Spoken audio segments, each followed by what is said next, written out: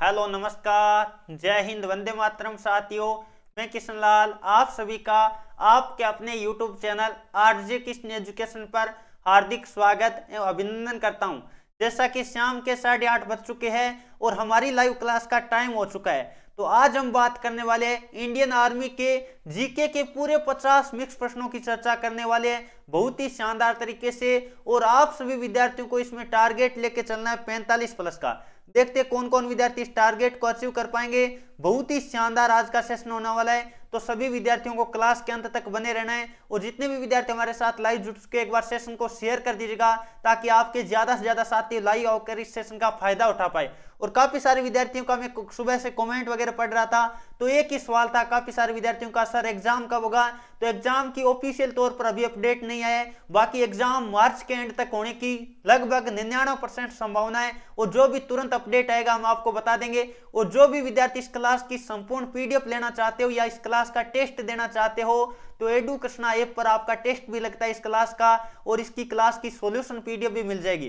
तो जिन भी विद्यार्थियों ने एप्लीकेशन डाउनलोड नहीं करके जरूर कीजिएगा, वहां से टेस्ट वगैरह लगा सकते हैं। सुबह 11 बजे regular all India ranking test भी लगता है। चलिए बिना देरी किए क्वेश्चन नंबर 1 आपके सामने आ चुका है। थोड़ा सा कैमरा आज हमारा खराब होने की वजह से मैं चेहरा नहीं दिख पा रहा है, इसके लिए सॉरी चाहूंगा, क्योंकि थोड़ा सा मिस्टेक आ गई थी, एरर आ गया था, इस कारण में नहीं लगा पाया वो। चलिए दोस्तों, आज का सेशन का पहला क्वेश्चन आपके सामने आ चुका है। जल्दी से सभी विद्यार्थी क्वेश्चन नंबर 1 का जवाब देने की कोशिश करेगा। निम्नलिखित में से कौन सा स्थान महावीर से संबंधित है, यानी महावीर स्वामी से संबंधित है। बहुत ही इंपॉर्टेंट क्वेश्चन है, तो आपको पता होगा महावीर स्वामी के हम बात कर लेते हैं। कौन सा जो स्थान है महावीर स्वामी से संबंधित है, तो कुंडलग्राम। कुंडलग्राम वैशाली, जहां महावीर स्वामी का क्या हुआ था, जन्म हुआ था। क्या हुआ था, जन्म हुआ था। यह सभी विद्यार्थियों को नोट कर लेना है, कई बार पेपरों में आ चुका है। तलवंडी की बात कर लेते हैं, तो आपको पता होगा ये किससे संबंधित है, गुरु नानक से संबंधित है। बहुत ही इंपॉर्टेंट क्वेश्चन है, ये किसके संबंधित है, गुरु नानक से संबंधित है, कई बार पेपर में आ चुका है।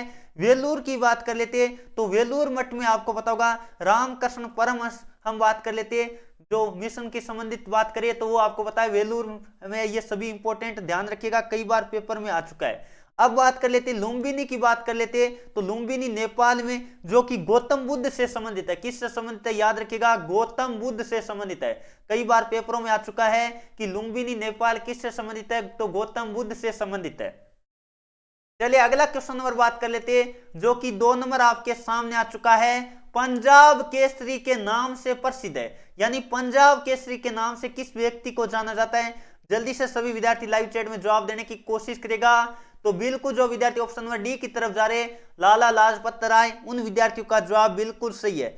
और बंगाल केसरी याद रखिएगा, आशुतोष मुखर्जी को क्या कहा जाता है, बंगाल केसरी कहा जाता है। सभी विद्यार्थी नोट कीजिएगा, बहुत ही इंपॉर्टेंट क्वेश्चन बनता है कि बंगाल केसरी किसे कहा जाता है। आपको कहे बंगाल केसरी, तब आपको क्या करना पड़ता है, बहुत ही इंपॉर्टेंट क्वेश्चन बन रहा है, आशुतोष मुखर्जी को कहा जाता है। और आपको पता होगा शांति पुरुष किसे कहा जाता है, लाल बहादुर शास्त्री को क्या कहा जाता है, शांति पुरुष कहा जाता है। चलिए दोस्तों आगे बढ़े, अगला क्वेश्चन और बात कर लेते हैं, जो कि 3 नंबर आपके सामने आ चुका है। लाओ हो गया, बांग्ला हो गया, कहां का लोक नृत्य। बहुत ही इंपॉर्टेंट क्वेश्चन दे रखे हैं। लाओ बांग्ला ये कहां का लोक नृत्य है, तो आपको पता होगा ये मेघालय से संबंधित है। बिल्कुल जो विद्यार्थी ऑप्शन नंबर 1 की तरफ जा रहे हैं मेघालय, उन विद्यार्थियों का जवाब बिल्कुल सही है। और मेघालय में आपको पता है सर्वाधिक वर्षा होती है। जल्दी से कमेंट करके बताएगा ऐसे कौन से 2 स्थान है मेघालय में जहां सर्वाधिक वर्षा होती है। अब बात कर लेते, यदि मैं बात करूं, कई सारे इंपॉर्टेंट क्वेश्चन बनते हैं। कजरी की बात कर लेते, तो आपको पता होगा उत्तराखंड से संबंधित है, कई बार पेपरों में पूछा गया क्वेश्चन है। चलिए दोस्तों आगे बढ़े, अगला क्वेश्चन नंबर बात कर लेते हैं। 4 नंबर आपके सामने आ चुका है। भारत के किस राज्य की लोक कला गोंदना है। लोक कला की बात करें, किसकी बात करें, गोंदना की बात करें, तो गोंदना की बात करें। बहुत ही इंपॉर्टेंट क्वेश्चन आपको दे रखा है। जैसे मैं बात कर लेता हूं रंगोली, कई बार पेपरों में आ चुका है, आर्मी के एग्जाम में रंगोली का क्वेश्चन कई बार आ चुका है कि रंगोली कहां की प्रसिद्ध है। तो रंगोली की बात कर लेते, ये कला है वो कहां की है, वो महाराष्ट्र की है। रंगोली की बात कर लेते, मुख्यतः कहां है, महाराष्ट्र की है।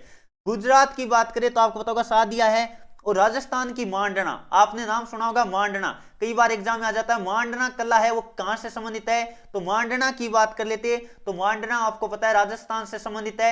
अब बात कर लेते हैं जो आपको क्वेश्चन दे रखा है, वो बिल्कुल जो विद्यार्थी ऑप्शन नंबर सी की तरफ जा रहे, बिहार। याद रखिएगा गोदना कला है वो कहां की है, बिहार की है। बिल्कुल जो विद्यार्थी ऑप्शन नंबर किसकी तरफ जा रहे, सी की तरफ जा रहे, उन विद्यार्थियों का जवाब बिल्कुल सही है।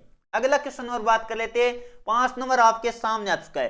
केंद्रीय वन अनुसंधान संस्थान कहाँ है? केंद्रीय वन अनुसंधान संस्थान की बात कर लेते हैं। बहुत ही इंपॉर्टेंट क्वेश्चन दे रखा है। देहरादून कहाँ है? देहरादून उत्तराखंड में। कहाँ है? उत्तराखंड में। ये सभी विद्यार्थियों को नोट कर लेना है। और यदि मैं बात करूं भाभा परमाणु अनुसंधान संस्थान की, भाभा परमाणु अनुसंधान संस्थान की बात करें, सभी विद्यार्थी नोट कीजिएगा, भाभा परमाणु अनुसंधान केंद्र की बात करें, किसकी? भाभा परमाणु अनुसंधान केंद्र की बात करें। कई बार पेपर में आ चुका है, ट्राम्बे महाराष्ट्र में है। इंपॉर्टेंट क्वेश्चन है, याद रखिएगा। अब बात कर लेते हैं केंद्रीय तंबाकू अनुसंधान केंद्र की बात कर लेते हैं, यानी केंद्रीय तंबाकू अनुसंधान केंद्र की बात करें तो याद रखिएगा यह कहां है? राजमुंद्री में है। कई बार पेपरों में आ चुका है। और कोयले की राजधानी के रूप में धनबाद को जाना जाता है, कोयला राजधानी के रूप में। यह भी सभी विद्यार्थियों को नोट कर लेना है। चलिए दोस्तों आगे बढ़े, अगला क्वेश्चन और बात कर लेते हैं। क्या दे रखा है? अंडमान निकोबार द्वीप समूह दिवस कब मनाया जाता है? बहुत ही इंपॉर्टेंट क्वेश्चन है। अंडमान निकोबार द्वीप समूह दिवस कब मनाया जाता है? और ये मैं सभी विद्यार्थियों को दे देता हूं होमवर्क। क्या दे देता हूं? होमवर्क। तो सभी विद्यार्थियों को इसका कमेंट बॉक्स में जवाब देना है। कहां देना है? कमेंट बॉक्स में जवाब देके बताना है। देखते हैं कौन कौन विद्यार्थी इसका सही जवाब दे पाएंगे। और इसका उत्तर आप देखना चाहते हो तो एप्लीकेशन पर जो टेस्ट डला हुआ होगा उसमें आपका इसका उत्तर भी मिल जाएगा, वहां से आप चेक कर सकते हैं क्या आपने सही दिया है।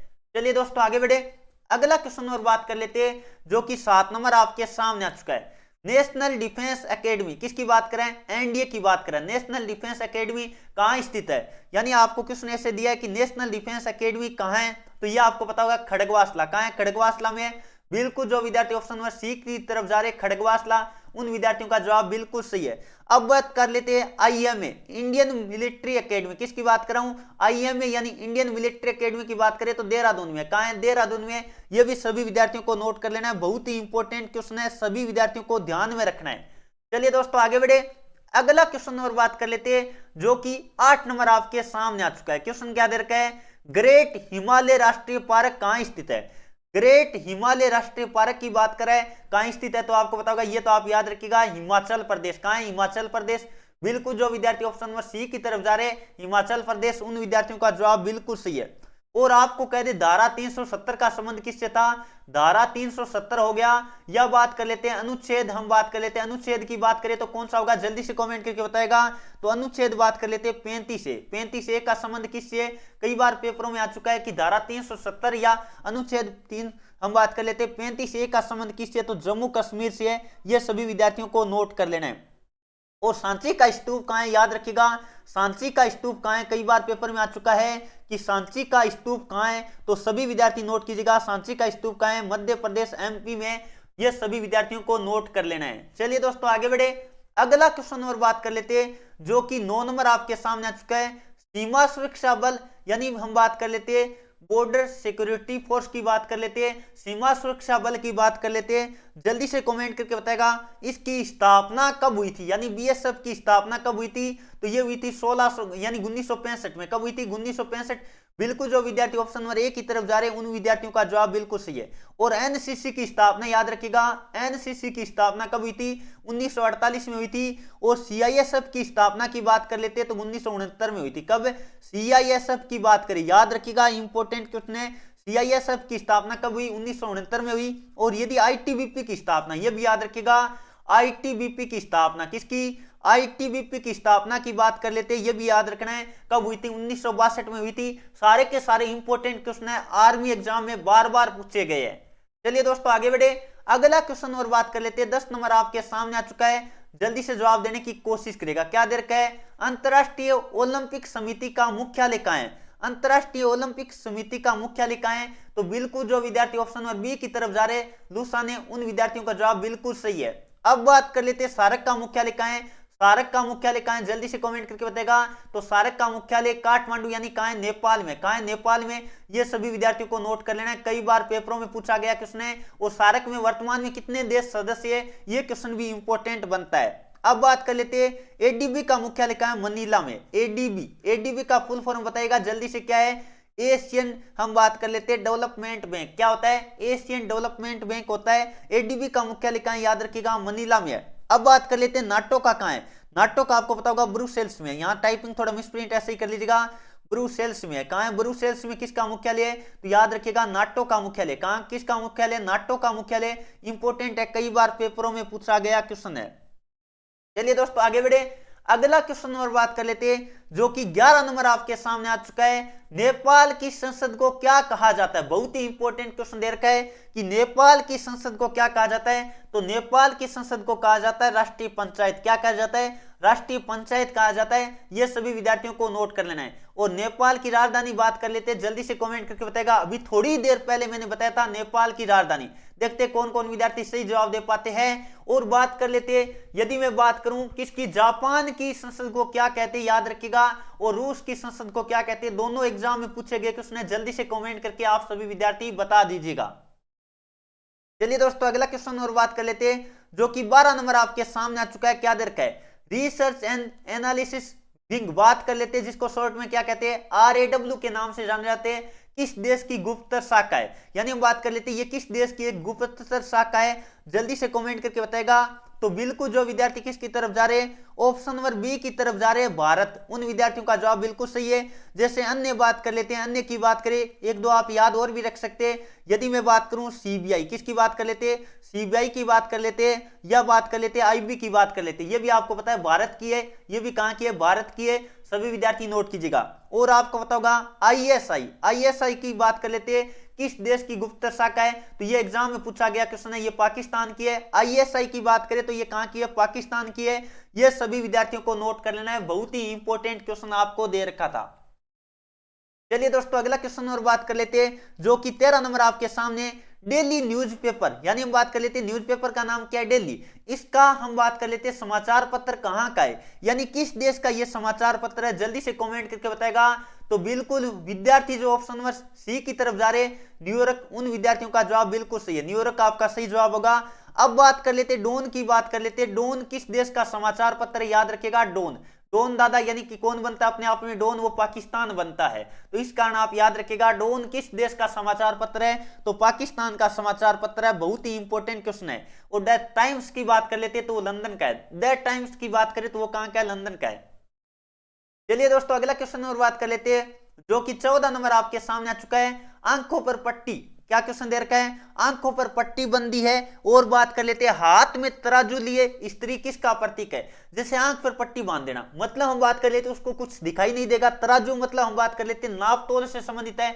इसका मतलब किससे संबंधित हो गया, आपको पता है हम कुछ देख नहीं पाएंगे, जो निर्णय होगा वो सही होगा। इसका मतलब ये किसका प्रतीक है, न्याय का प्रतीक है। किसका प्रतीक है, बिल्कुल जो विद्यार्थी ऑप्शन नंबर बी की तरफ जा रहे न्याय, क्योंकि आंखों पर पट्टी बंदी है, इसका मतलब उसको पता नहीं चल पाएगा।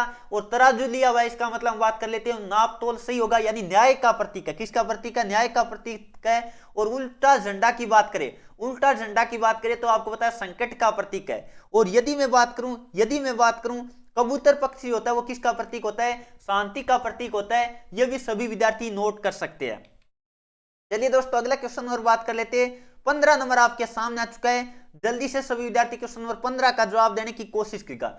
हिंडनबर्ग रेखा किन दो देशों के मध्य है। हिंडनबर्ग रेखा हम बात कर लेते हैं किन दो देशों के बीच है, तो ये आपको पता होगा जर्मनी और पोलैंड के बीच है। किन के बीच है, जर्मनी और पोलैंड के बीच है। बिल्कुल जो विद्यार्थी ऑप्शन नंबर सी की तरफ जा रहे हैं उन विद्यार्थियों का जवाब बिल्कुल सही है। अब बात कर लेते हैं, यदि मैं बात करूं जैसे मैकमोहन रेखा होगा, रेड क्लिफ रेखा हो गया, 38वीं समांतर रेखा हो गई, ये सारे के सारे क्वेश्चन आर्मी पेपर में बार बार पूछे गए, तो सभी विद्यार्थियों को नोट करते हुए चलना है। चलिए दोस्तों आगे बढ़े, अगला क्वेश्चन और बात कर लेते हैं, जो कि 16 नंबर आपके सामने आ चुका है। सबसे बड़ा महाकाव्य कौन सा है, सबसे बड़ा महाकाव्य कौन सा है, तो आपको पता होगा महाभारत है। महाभारत का प्राचीन नाम क्या था, जल्दी से कमेंट करके बताएगा। तो जय संहिता था। महाभारत का प्राचीन नाम क्या था, जय संहिता था। कई बार पेपरों में पूछा गया क्वेश्चन है, सभी विद्यार्थी नोट करते हुए चलिएगा। अब बात कर लेते, कई सारे इंपॉर्टेंट क्वेश्चन बनते हैं।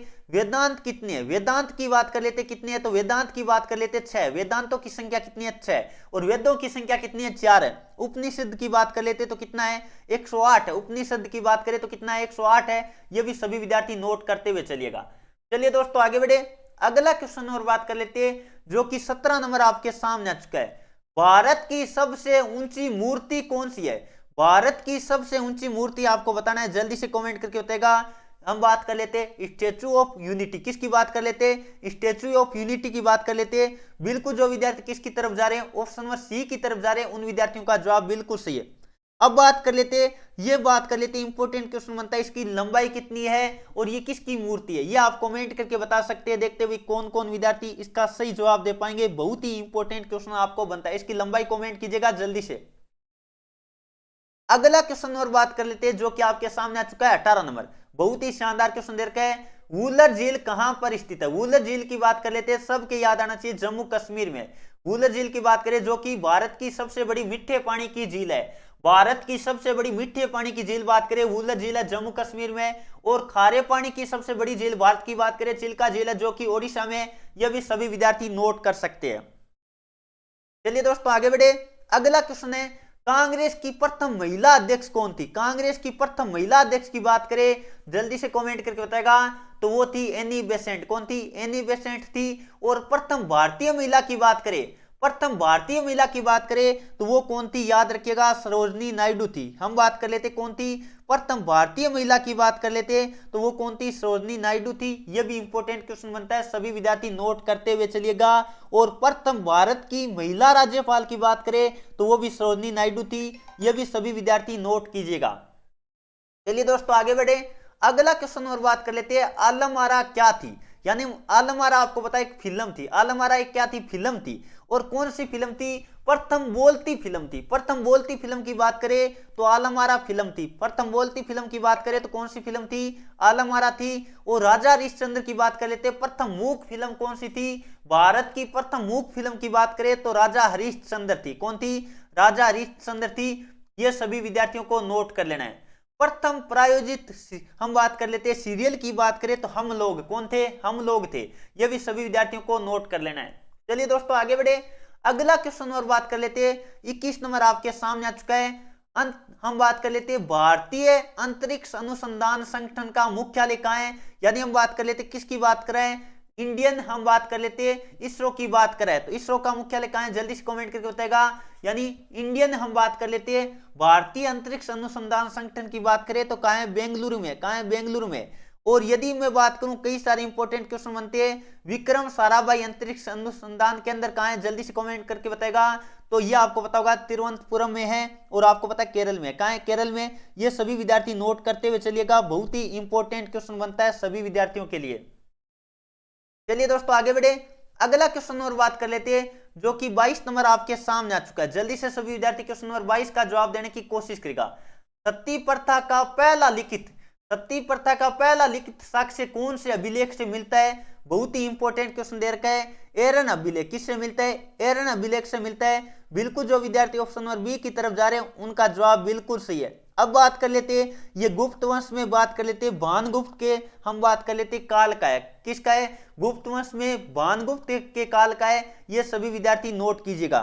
और भारत वर्ष का उल्लेख कहां मिलता है, हातिम गुफा अभिलेख में मिलता है। यह भी सभी विद्यार्थी नोट करते हुए चलिएगा।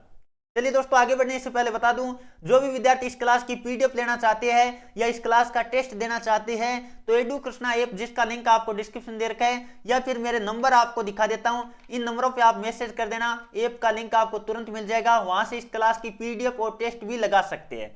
चलिए दोस्तों आगे बढ़े। अगला क्वेश्चन और बात कर लेते हैं जो कि आपके सामने आ चुका है 23 नंबर। मृतकों का टीला नाम प्रसिद्ध है, यानी किसको कहा जाता है मृतकों का टीला, तो ये कहा जाता है मोहनजोदड़ो को। किसको कहा जाता है, मोहनजोदड़ो को कहा जाता है, जो कि सिंधु नदी के किनारे। किस नदी के किनारे, ये आपको पता है सिंधु घाटी सभ्यता का एक क्या था, नगर था, जो कि मोहनजोदड़ो जिसे मृतकों का क्या कहा जाता है, टीला कहा जाता है। सभी विद्यार्थी नोट करते हुए चलिएगा। और सिंधु घाटी सभ्यता का प्रथम खोजा गया स्थान की बात कर लेते हैं, हड़प्पा है। यह भी सभी विद्यार्थी नोट कीजिएगा। चलिए दोस्तों आगे बढ़े। अगला क्वेश्चन और बात कर लेते हैं जो कि 24 नंबर आपके सामने है। गौतम बुद्ध की माता का नाम क्या था, गौतम बुद्ध की माता का नाम क्या था, तो गौतम बुद्ध की माता का नाम था महामाया। कौन था, महामाया था। बिल्कुल जो विद्यार्थी ऑप्शन नंबर ए की तरफ जा रहे उन विद्यार्थियों का जवाब बिल्कुल सही है। महावीर स्वामी की माता का नाम बात करें तो त्रिशला था। यानी हम बात कर लेते क्या था, त्रिशला था। इंपॉर्टेंट है, सभी विद्यार्थी नोट कीजिएगा। और महावीर की बात कर लेते पुत्री का नाम क्या था, प्रियदर्शना था। क्या था, महावीर की पुत्री का नाम बात कर लेते प्रियदर्शना था। यह सभी विद्यार्थियों को नोट कर लेना है। चलिए दोस्तों आगे बढ़े। अगला क्वेश्चन नंबर बात कर लेते हैं 25 नंबर आपके सामने आ चुका है। क्या दे रखा है, दक्षिण भारत के किस शासक ने श्रीलंका पर आक्रमण किया था। दक्षिण भारत के किस शासक ने श्रीलंका पर आक्रमण किया था? श्रीलंका का पुराना नाम याद रखिएगा क्या था? हम बात कर लेते सिलोन था। तो बिल्कुल जो विद्यार्थी ऑप्शन नंबर किसकी तरफ जा रहे हैं? ऑप्शन नंबर जो विद्यार्थी ए की तरफ जा रहे हैं। राजराज प्रथम किसने किया था? राजराज प्रथम ने किया था। बिल्कुल जो विद्यार्थी ऑप्शन नंबर किसकी तरफ जा रहे हैं? ए की तरफ जा रहे हैं, उन विद्यार्थियों का जवाब बिल्कुल सही है। चलिए दोस्तों अगला क्वेश्चन और बात कर लेते हैं। 26 नंबर आपके सामने आ चुका है, बहुत ही इंपॉर्टेंट क्वेश्चन दे रखा है। प्रसिद्ध इमारत कुतुब मीनार किसकी बात करें? प्रसिद्ध इमारत कुतुब मीनार का निर्माण किसने करवाया था? तो यह आपको पता है, कुतुब मीनार का निर्माण पूरा किसने करवाया था? निर्माण किसने पूर्ण करवाया था? इंपॉर्टेंट है भाई, पूर्ण करवाने की बात करें, ध्यान से पढ़िएगा क्वेश्चन को। तो बिल्कुल जो विद्यार्थी ऑप्शन नंबर बी की तरफ जा रहे, पूर्ण किसने करवाया था? इल्तुतमिश ने करवाया था। अब बात कर लेते, यदि मैं बात करूं इसकी, हम बात कर लेते शुरू किसने करवाया था? तो कुतुबुद्दीन ऐबक ने करवाया था। कुतुब मीनार का निर्माण शुरू किसने करवाया था? कुतुबुद्दीन ऐबक ने करवाया था। यह सभी विद्यार्थियों को नोट कर लेना है, बहुत ही इंपॉर्टेंट क्वेश्चन बनता है। चलिए दोस्तों आगे बढ़े, अगला क्वेश्चन और बात कर लेते हैं, जो कि आपके सामने आ चुका है 27 नंबर। ऐसा कौन सा एक्ट था जो न तो हम बात कर लेते कोई भी अपील करता है और न ही कोई दलील और न ही कोई वकील करता है? यानी हम बात कर लेते ऐसा एक्ट कौन सा था, जल्दी से कमेंट करके बताएगा। तो वो था रोलेट एक्ट, जिसे हम काला कानून के नाम से जानते हैं, जिसे हम क्या कहते हैं? काला कानून कहते हैं। रोलेट एक्ट जो कि कब आया था? 1919। रोलेट एक्ट की बात कर लेते, कब आया था? 1919 में आया था। ये सभी विद्यार्थियों को नोट कर लेना है। चलिए दोस्तों आगे बढ़े, अगला क्वेश्चन और बात कर लेते हैं, जो कि 28 नंबर आपके सामने। कांग्रेस के किस अधिवेशन की अध्यक्षता बात कर लेते हैं? महात्मा गांधी ने की थी। तो महात्मा गांधी ने किस अधिवेशन में कांग्रेस के हम बात कर लेते हैं अध्यक्षता की थी? तो बेलगांव अधिवेशन। बिल्कुल जो विद्यार्थी ऑप्शन नंबर ए की तरफ जा रहे हैं, बेलगांव अधिवेशन, उन विद्यार्थियों का जवाब बिल्कुल सही है। और बेलगांव अधिवेशन कब हुआ था? 1924 में हुआ था। कब हुआ था? 1924 में हुआ था। यह सभी विद्यार्थी नोट कर लीजिएगा। चलिए दोस्तों आगे बढ़े, मुगल वंश का संस्थापक कौन था? बहुत ही इंपॉर्टेंट क्वेश्चन है। मुगल वंश का संस्थापक पूछा जाता है और अंतिम शासक पूछा जाता है। अंतिम की बात करें बहादुर शाह जफर था, और प्रथम की बात कर लेते कौन था? जल्दी से कमेंट करके बताएगा। बाबर था। कौन था? बाबर था। बिल्कुल जो विद्यार्थी ऑप्शन नंबर बी की तरफ जा रहे, उन विद्यार्थियों का जवाब बिल्कुल सही है। चलिए दोस्तों, रेड इंडियन कहां के मूल निवासी है? रेड इंडियन की बात कर लेते, कहां के मूल निवासी है? जल्दी से कमेंट करके बताएगा। ये बिल्कुल जो विद्यार्थी ऑप्शन नंबर बी की तरफ जा रहे, अमेरिका, उन विद्यार्थियों का जवाब बिल्कुल सही है। चलिए दोस्तों आगे बढ़े, अगला क्वेश्चन नंबर बात कर लेते, जो कि 31 नंबर आपके सामने क्या दे रखा है? शपथवर्षीय क्वेश्चन क्या दे रखा है? शपथवर्षीय युद्ध किन किन देशों के मध्य लड़ा गया था? तो शपथवर्षीय युद्ध की बात कर लेते, जो कि हम बात कर लेते हैं 1756 से लेके कब से बात कर लेते, बहुत ही इंपॉर्टेंट क्वेश्चन है। 1756 से लेके कब तक चला था? ये चला था 1763 तक। कब तक चला था? 1763 तक चला था। और इंग्लैंड और फ्रांस के बीच चला था। किन के बीच चला था? इंग्लैंड और फ्रांस के बीच चला था। ऑप्शन नंबर आपका सी राइट होगा। चलिए दोस्तों आगे बढ़े, अगला क्वेश्चन और बात कर लेते हैं, सौरमंडल का सबसे बड़ा ग्रह कौन सा है? सबसे बड़ा की बात करें तो आपको पता होगा, जल्दी से कमेंट करके बताएगा। बिल्कुल जो विद्यार्थी ऑप्शन नंबर डी की तरफ जा रहे हैं, बृहस्पति। नाम देखकर आप कर सकते हो, बड़ा नाम है वही बड़ा है, याद रखिएगा। सौरमंडल का सबसे बड़ा ग्रह बृहस्पति है। और सबसे छोटा की बात कर लेते हैं, तो छोटा की बात करें तो वो कौन सा है? बुध है। ये सभी विद्यार्थियों को नोट कर लेना है। चमकीला ग्रह या लाल ग्रह किस, यानी हम बात कर लेते हैं, सॉरी, चमकीला ग्रह या सबसे गर्म ग्रह की बात कर लेते हैं, तो वो आपको पता होगा किसे कहा जाता है? शुक्र को कहा जाता है। अब बात कर लेते हैं लाल ग्रह किसे कहा जाता है? मंगल को कहा जाता है। और पृथ्वी को क्या कहा जाता है? नीला ग्रह कहा जाता है। चलिए दोस्तों आगे बढ़े, अगला क्वेश्चन और बात कर लेते हैं। 33 नंबर आपके सामने आ चुका है, क्या दे रखा है? दो देशांतर रेखाओं के मध्य कितनी, दो देशांतर रेखाओं के मध्य दूरी कितनी होती है? तो ये लगभग हम कह सकते हैं 111 किलोमीटर मानी जाती है। कितनी मानी जाती है? 111 किलोमीटर। बिल्कुल जो विद्यार्थी ऑप्शन नंबर बी की तरफ जा रहे, उन विद्यार्थियों का जवाब बिल्कुल सही है। चलिए दोस्तों आगे बढ़े, अगला क्वेश्चन आपके सामने दे रखा है, बहुत ही शानदार क्वेश्चन है, जल्दी से जवाब देने की कोशिश करेगा। करक संक्रांति, बिल्कुल भाई कई विद्यार्थी कंफ्यूज हो जाते हैं, करक संक्रांति और मकर संक्रांति दोनों अलग अलग घटनाएं, याद रखिएगा। करक संक्रांति की घटना कब घटित होती है? करक संक्रांति की बात करें 21 जून, क्या होती है? 21 जून होती है। ऑप्शन नंबर आपका बी राइट होगा। और यदि मैं बात करूं मकर संक्रांति तो 22 दिसंबर, याद रखिएगा। मकर संक्रांति की बात करें तो 22 दिसंबर होगा। यह क्वेश्चन भी इंपॉर्टेंट है, सभी विद्यार्थी नोट कीजिएगा। चलिए दोस्तों आगे बढ़े, अगला क्वेश्चन और बात कर लेते हैं, जो कि 35 नंबर आपके सामने। कन्नौज का युद्ध कब लड़ा गया था? कन्नौज का युद्ध 1540 में लड़ा गया था। कब लड़ा गया था? 1540। और पानीपत का और भी कई सारे क्वेश्चन बनते हैं इंपॉर्टेंट। चौसा का युद्ध याद रखिएगा। चौसा के युद्ध की बात करें, कई बार पेपर में आ चुका है चौसा का युद्ध। चौसा का युद्ध कब लड़ा गया था? जल्दी से कमेंट करके बताएगा। तो ये 1539 में लड़ा गया था। सभी विद्यार्थियों को नोट कर लेना है। चलिए दोस्तों आगे बढ़े, अगला क्वेश्चन और बात कर लेते हैं, जो कि 36 नंबर आपके सामने है। राजा राममोहन राय को राजा की उपाधि किसने दी थी? राजा राममोहन राय को राजा की उपाधि किसने दी थी? तो अकबर द्वितीय ने दी थी। किसने दी थी? अकबर द्वितीय ने आपको बताया राजा राममोहन राय को राजा की उपाधि दी थी। और राजा राममोहन राय ने किसकी स्थापना की थी? ब्रह्म समाज की स्थापना किसने की थी? राजा राममोहन राय ने की थी। सभी विद्यार्थी याद रखिएगा, ब्रह्म समाज की स्थापना किसने की थी? राजा राममोहन राय ने की थी। चलिए दोस्तों आगे बढ़े, अगला क्वेश्चन और बात कर लेते हैं, जो कि 37 नंबर आपके सामने। संपूर्ण क्रांति का नारा किसने दिया था? तो संपूर्ण क्रांति का नारा दिया था जयप्रकाश नारायण। बिल्कुल जो विद्यार्थी ऑप्शन नंबर ए की तरफ जा रहे जयप्रकाश नारायण, उनका जवाब बिल्कुल सही है। सभी विद्यार्थी नोट कीजिएगा।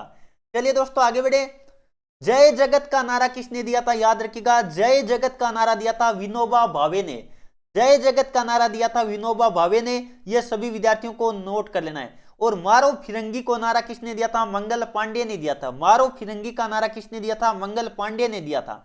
चलिए दोस्तों आगे बढ़े, अगला क्वेश्चन और बात कर लेते हैं। 38 नंबर आपके सामने। यह किसने कहा कि कांग्रेस अपने पतन की ओर लड़खड़ाते हुए जा रही है?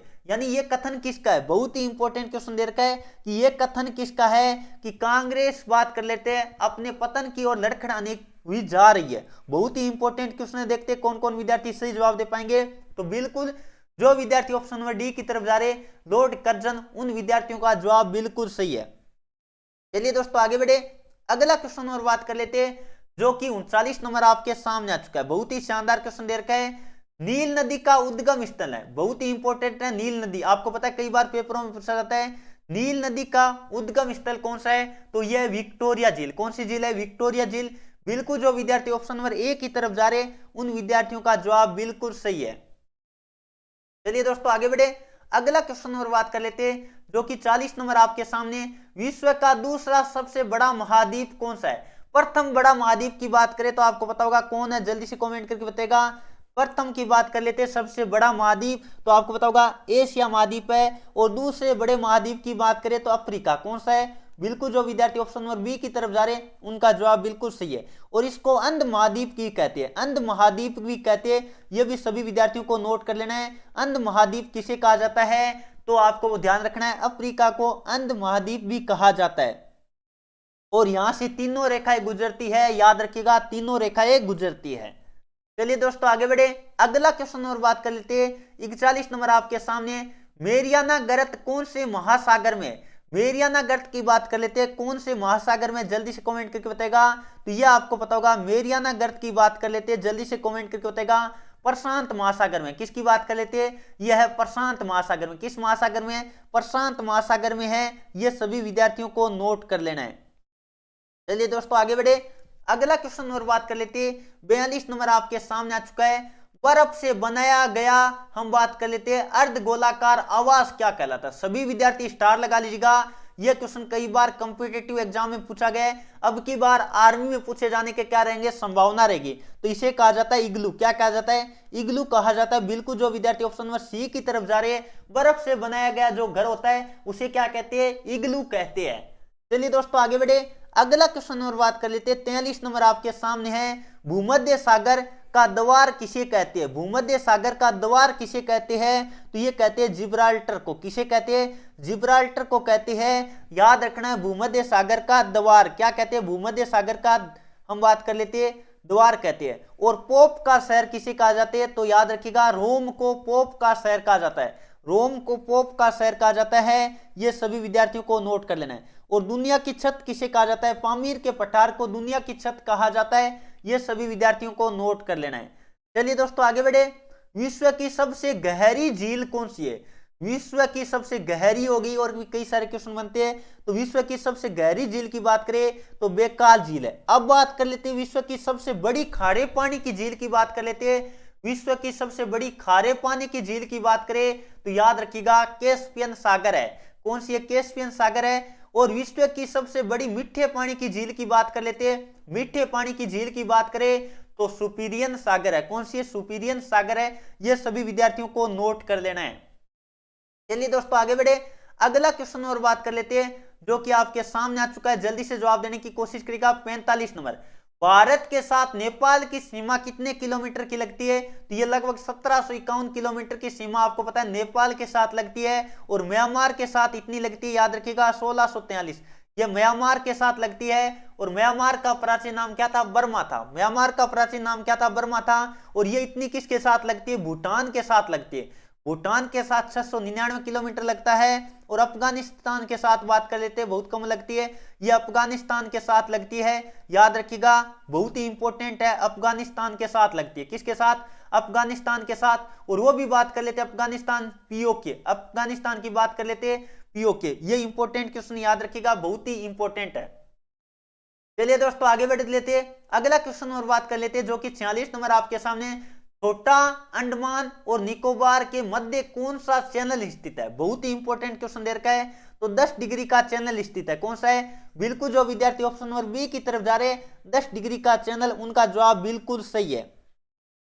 चलिए दोस्तों आगे बढ़े, अगला क्वेश्चन और बात कर लेते हैं। 47 नंबर, बहुत ही इंपॉर्टेंट क्वेश्चन है, आर्मी एग्जाम में बार बार पूछा गया है। नाथुला दर्रा कहां है? नाथुला दर्रा की बात कर लेते हैं तो ये आपको पता होगा सिक्किम में। कहां है? सिक्किम में। बहुत ही इंपॉर्टेंट क्वेश्चन है, सभी विद्यार्थी नोट कीजिएगा। और शिपकिला और रोहतांग की बात कर लेते हैं, हिमाचल प्रदेश में। शिपकिला दर्रा की बात करें तो हिमाचल प्रदेश में। जोजिला हो गया, और भी कई सारे होते हैं, बनियाल हो गया, ये कहां है? जम्मू कश्मीर में। ये भी सभी विद्यार्थियों को नोट कर लेना है। चलिए दोस्तों आगे बढ़े, अगला क्वेश्चन और बात कर लेते हैं। 48 नंबर आपके सामने, पुलिकट झील। बात कर लेते किसकी? पुलिकट झील की बात कर लेते हैं तो ये कहां स्थित है? तो पुलिकट झील की बात करें आंध्र प्रदेश में। और भी कई सारे इंपॉर्टेंट क्वेश्चन बता देता हूं। चिल्का झील की बात करें तो कहां है? चिल्का झील की बात करें तो आपको पता होगा ओडिशा में। कहां है? ओडिशा में। और यदि लोकटक झील की बात करें तो मणिपुर में। ये इंपॉर्टेंट है, लोकटक झील। लोकटक झील की बात कर लेते हैं तो ये कहां है? मणिपुर में। सभी विद्यार्थी नोट कीजिएगा। चलिए दोस्तों आगे बढ़े, अगला क्वेश्चन और बात कर लेते हैं। भारतीय संविधान के मौलिक अधिकारों के लिए अनुच्छेद है। भारतीय संविधान के मौलिक अधिकार आपको पता होगा 15 से 35 के बीच स्थित है। 15 से 35 में यह सभी विद्यार्थियों को नोट कर लेना है। और नीति निर्देशक तत्व की बात कर लेते हैं, 36 से 51 के बीच क्या है? नीति निर्देशक तत्व है। यह भी सभी विद्यार्थी नोट कीजिएगा। चलिए दोस्तों अगला क्वेश्चन और बात कर लेते हैं जो कि 50 नंबर आपके सामने आ चुका है। भारतीय संविधान के किस अनुच्छेद में हम बात कर लेते हैं विधान परिषद की स्थापना और उसके समाप्ति का प्रावधान है? तो जल्दी से कमेंट करके बताएगा। बिल्कुल अनुच्छेद 169। अनुच्छेद कितना? 169। बिल्कुल जो विद्यार्थी ऑप्शन नंबर बी की तरफ जा रहे हैं उन विद्यार्थियों का जवाब बिल्कुल सही है। अब जल्दी से सभी विद्यार्थी कमेंट करके बताएगा इन 50 क्वेश्चनों में से आपके कितने क्वेश्चन राइट हुए। जल्दी से सभी का कमेंट आना चाहिए। जिनके भी मैं कहूंगा 43+ राइट हुआ उनकी बहुत ही शानदार तैयारी है। और बेहतरीन तैयारी करने के लिए हमारा एप्लीकेशन आप डाउनलोड कर सकते हैं, जिस पर अलग अलग आपको पता है जिनका भी मार्च में एग्जाम होने वाला है उनके लिए हमारा स्पेशल बैच भी है। और टेस्ट सीरीज बिल्कुल निःशुल्क चल रहा है, तो टेस्ट आप बिल्कुल ऐप डाउनलोड करके फ्री में टेस्ट लगा सकते हैं। इस क्लास का भी टेस्ट आप लगा सकते हैं बहुत ही शानदार तरीके से। चलिए दोस्तों ये थी आज की क्लास। जिनको भी एप्लीकेशन डाउनलोड करना है और टेस्ट वगैरह पीडीएफ वगैरह लेना है तो हमारे एप्लीकेशन पर आपको मिल जाएगी एडुकेशना। जिनको पता नहीं कैसे डाउनलोड करना है लिंक डिस्क्रिप्शन दे रखा है और कमेंट बॉक्स में दे रखा है, या फिर मेरे नंबर पे मैसेज कर देना, ऐप का लिंक आपको तुरंत मिल जाएगा। चलिए दोस्तों आज के सेशन को मैं यही समाप्त करना चाहूंगा। Thank you for watching. जय हिंद, जय भारत।